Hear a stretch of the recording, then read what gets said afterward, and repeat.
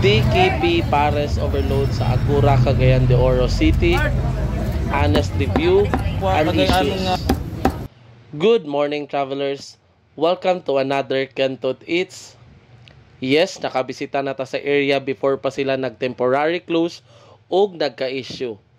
Karon lang nako gi-edit kay balik na sila open and functional na sila. Honest review, okay jud ang lasa. Masulti lang gid siya pag mabutang na tanan toppings.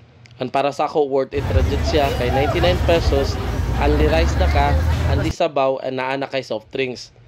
Mauni ang sulod sa ilang Pares Overload. Nakay slice of beef, pork kawali, chicharon, and taba. So, pwede ra pud ta mo refill sa ilang taba. So, kung ako, mobalik ko anytime para itry otro ang ilang Pares Overload. Sa issue, maning nakitabo last time, tungkol sa kapatok nila, gaatang na ang mga customer sa walkway o gaday na ang mga tao sa dalan, which is dili sa safety, mao nag-temporary close sila para i-plaster ang tanan. Mao as of the moment, nangita silang bigger space kay para plaster tanan ang gustong mutilaw sa ilang Pares Overload. Sa mga wala lami inana man jud na laylahi man jud tag panlasa, pero ayaw lang po ninyo dauti or discourage ang uban na dili na mo bisita or mo try.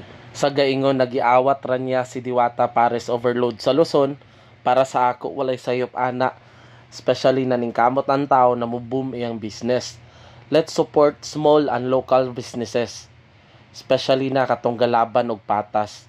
Buhay-buhay ra gud.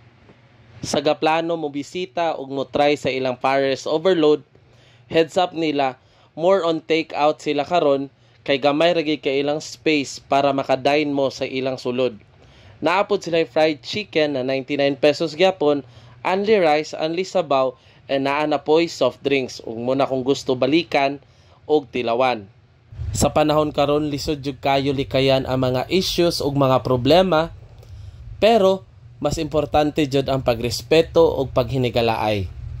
Hangtod sa sunod na Kentot Eats, kita kits travelers.